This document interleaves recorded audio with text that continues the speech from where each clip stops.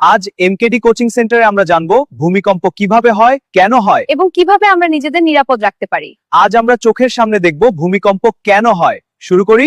প্রথমে আমরা দেখব ভূমিকম্প কি। তাহলে চলো জানি ভূমিকম্প কি। হঠাৎ যদি মাটি কাঁপতে শুরু করে, দেয়াল ফেটে যায়, ঘরবাড়ি দুলতে থাকে, এক মুহূর্তে সবকিছু বদলে যায়, এটাই ভূমিকম্প বলে। ভূমিকম্প শুধু প্রাকৃতিক ঘটনা নয়, এটা পৃথিবীর অন্তরের ভাষা।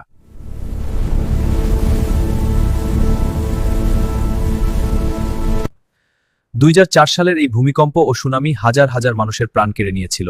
সমুদ্রের ঢেউ কয়েক মিনিটের মধ্যে পুরো উপকূলকে ধ্বংসস্তূপে পরিণত করেছিল। দেখো, মাটি ফেটে যাচ্ছে, ভবনগুলো কাঁপছে, মানুষ দৌড়াচ্ছে।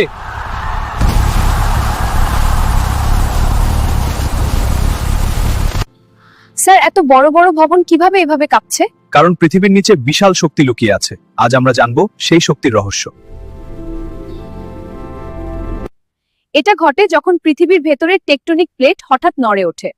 দীর্ঘদিন ধরে জমে থাকা শক্তি এক মুহূর্তে মুক্তি পায়।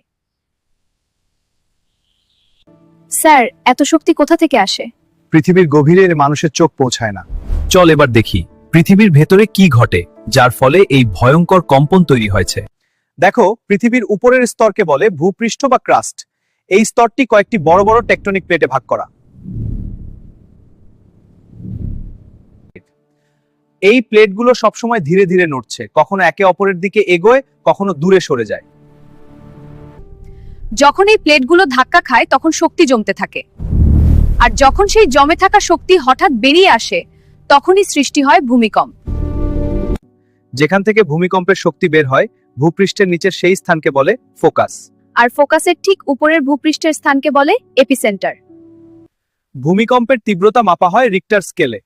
5 মাত্রা হলে মাঝারি কম্পন, আর 7 বা তার বেশি হলে ভয়ঙ্কর ধ্বংস। তাহলে স্যার, আমরা আগে থেকে ভূমিকম্প বুঝতে পারি না কেন?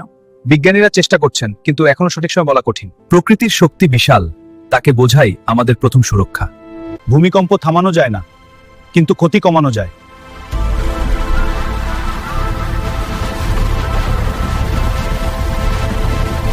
আজ আমরা চোখের সামনে দেখব ভূমিকম্প কেন হয়।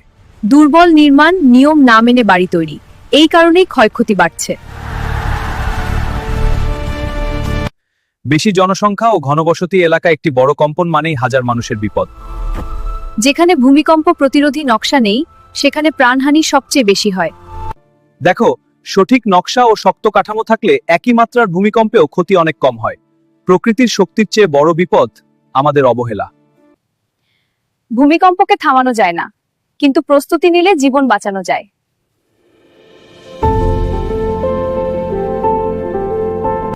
কম্পন শুরু হলে দৌড়াবে না, মাথা ঢেকে শক্ত টেবিলের নিচে আশ্রয় নাও।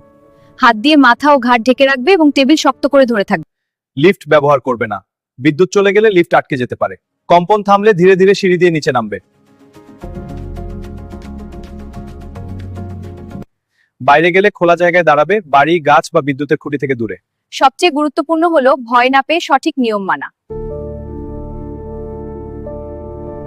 ঘরে একটি জরুরি ব্যাগ রাখবে, পানি, টর্চ, ফার্স্ট এইড, গুরুত্বপূর্ণ কাগজপত্র। প্রস্তুত থাকলে বিপদও ছোট হয়ে যায়। ভূমিকম্প প্রকৃতির শক্তি, কিন্তু সচেতনতা মানুষের শক্তি।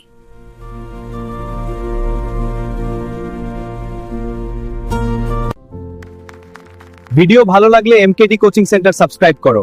কমেন্টে লিখো তুমি কিভাবে নিরাপদ থাকবে। এগিয়ে যাও, নিরাপদ থাকো। আমরা তোমাদের পাশে আছি।